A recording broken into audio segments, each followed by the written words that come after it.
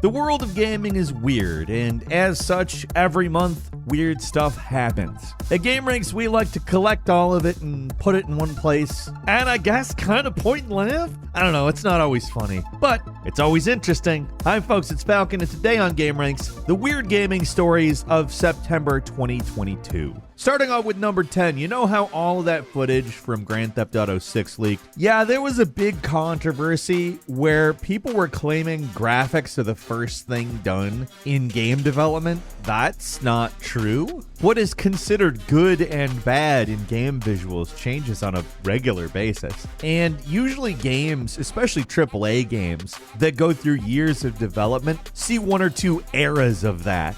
Like, a Grand Theft Auto game is so many years in development. The idea that it would have complete visuals, let's say when they started development in 2019 or whenever, for a release in God knows when, like there's some gossip, some rumors that it might be 2025 we see Grand Theft Auto 6. Might be, maybe, gossip, rumors. We will be quite a ways into the current console generation in 2025. If that's when it releases, the standard for graphics will be fairly high. And the point of even talking about this is all of these developers sharing early game footage from their games. There is some rough crap.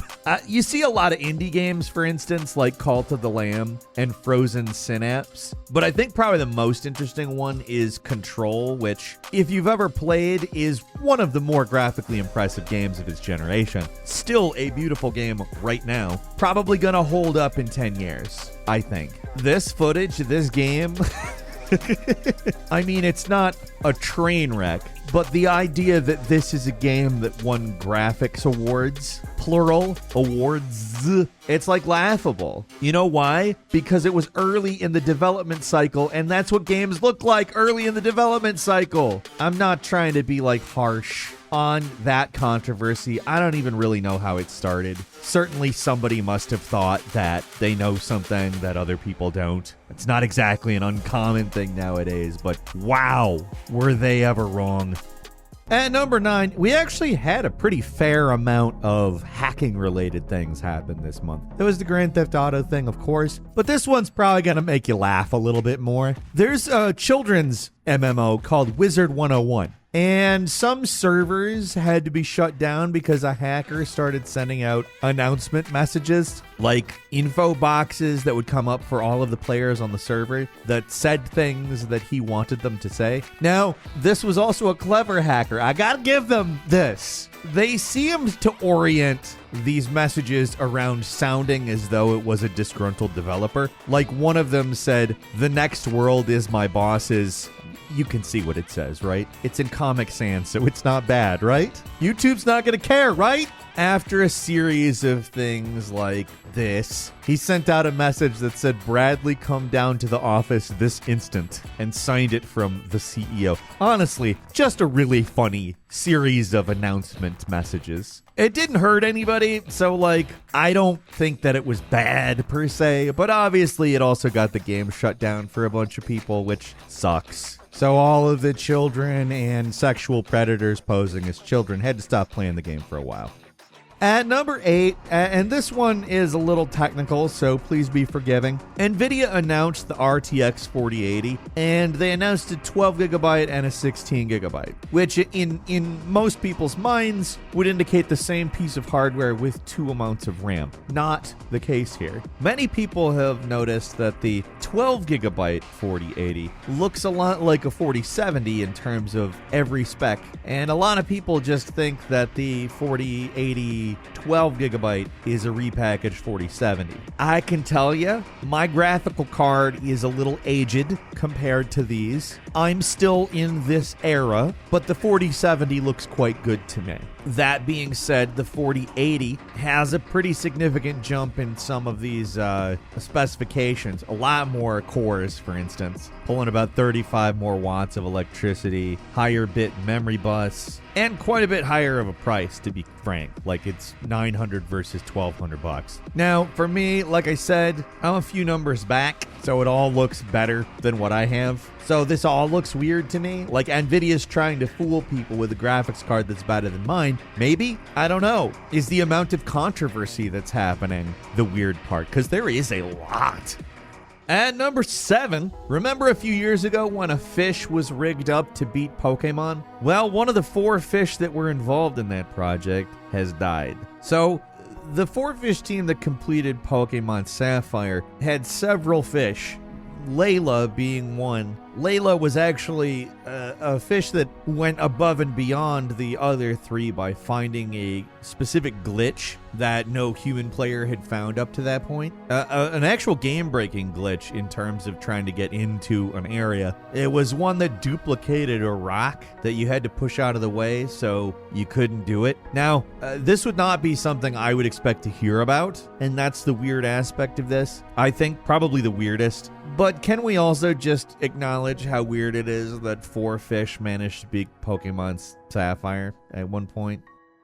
At number 6, Call of Duty Modern Warfare 2 is not out. It is a game that has been in beta, and Activision, you know, the big old company in charge of Call of Duty, has hyped the ever-loving hell out of their Ricochet anti-cheat software, despite, you know, this happening literally every single year that they've had a Call of Duty beta. A few weeks ago, they even re-hyped it and said they had upgraded and improved Ricochet because Modern Warfare 2 and Warzone 2 were coming, and there's gonna need to be some protection, man. Honestly, it seems like they just don't know how to not goad hackers. That's what's weird here. It's not weird that hackers are doing this. Like I said, it happens every Call of Duty. What's weird is that Activision seems to be like, you can't do this to us.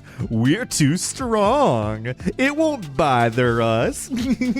That seems to be their attitude, which is, of course, exactly the attitude that gets them to do it, and it happens every time. What's weird is that they don't learn. Are they gluttons for hacking punishment? You got people shutting off crossplay, which was something that everybody wanted years ago. Remember how much people wanted crossplay? How much people wanted to be able to play with their friends across different consoles and PC and console? People were like, yeah, get the PC players out. That's where the cheaters are coming from.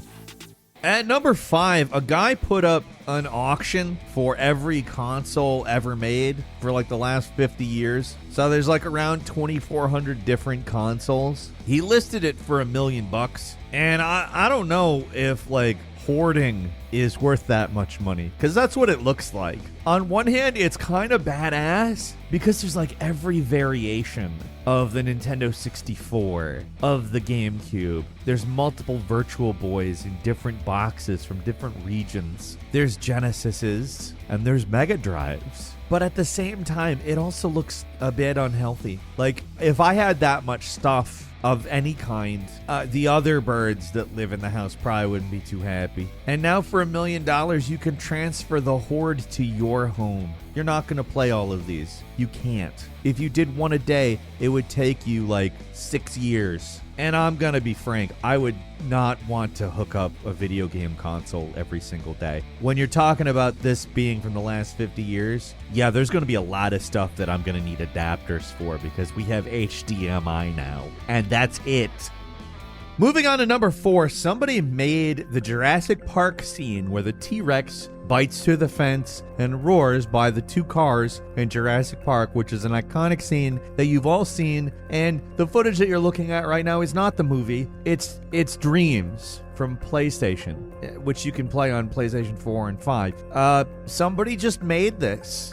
You'd be forgiven if you didn't realize that it was not the movie. I mean, there's some minor differences that you can pick up on, certainly. But somebody who's just rushing through Twitter might attribute that to not being Dreams. It was made by a YouTuber by the name of Krenoshian, I think is how you say it. But there is a video chronicling how they did it, and it is fascinating. To make what is frankly acceptable movie quality for the 1990s in Dreams with a PlayStation controller, it's mind-blowing. Mind-blowing. Moving on to number 3, a Twitch streamer beat all 296 Nintendo 64 games that were released in the United States. It actually took him more than 5.5 years, and he wrapped up this month. And yes, he actually beat Superman. Yeah, it included the best games like Ocarina of Time, Mario 64, GoldenEye. I mean, again, there's a list of 296 games that came out on the Nintendo 64 in the United States, and a large portion of them are very good. But some of them are filler, and some of them are Superman, and that's like one of the worst games ever released. It was certainly the worst game on the console. And it was also one of those games where you just assumed it was definitely going to be good because, like, hey, we're in the era of 3D gaming. Honestly, like, unless you play it on hard, you can't actually beat the game. Like, there's so many problems with that game. Like, it's a big accomplishment that he beat all 296 games. But, I mean, that's like the only reason you should ever have played Superman 64 for long enough to actually beat it. So this man has an excuse. And at number 2, it was announced that Star Citizen had crossed the $500 million mark in its crowdfunding. So, if you remember, Star Citizen started off with a Kickstarter in October 2012. They raised like $2 million, and it's been a decade, okay? Full decade. 1/5 of that was raised in the last 10, not 12, 10 months. $100 million. 1/5 of the $500 million was raised since November 2021. Like, at this point, I don't even know, like, what to say about this game. Is this a game at this point? Like, there's modules that have been released, and I guess they aren't bad. Mark Hamill's in one of them. So, Red Dead Redemption 2 cost somewhere between $370 and $540 million. So, it's possible that Red Dead Redemption 2 cost more to make than Star Citizen currently. However, those are the high end of estimates. Star Citizen has published numbers to prove that it has cost $500 million to make, and it is not anywhere close to done based on anything we've seen. RDR2 also took 8 years to make and is one of the most detailed things ever, all strung together by a really well-made, sometimes maybe a little bit too realistic open world, but based on the trajectory of the funding that they get for Star Citizen, it's going to blow past even the highest estimates for RDR2, and it's already blown past how long it took to make. I guess the weird thing is I don't even know what to say about it anymore. If it's a game at some point, like if you can buy Star Citizen at some point, I don't know whether I will be shocked or confused. And finally, at number 1, the producer for Tekken 8 said he feels it's unfair how capable the PlayStation 5 and Xbox Series X are compared to the PC in terms of pricing. Now, keeping in mind, this is somebody who is Japanese, so the wording is a little questionable. Katsuhiro Harada, said on Twitter, I wasn't saying it was unfair, but like you said something that made this implication, and people took the implication like they would. He considers himself a PC building hobbyist and claims he was just complimenting the PlayStation 5 and Xbox Series X for having a good balance between price and performance. But while I am very impressed with both of these machines, I'm not actually sure I completely agree. Some of that is basically because these things are built and standardized, and from that point forward, when people are developing games for it, they're developing for a specific configuration.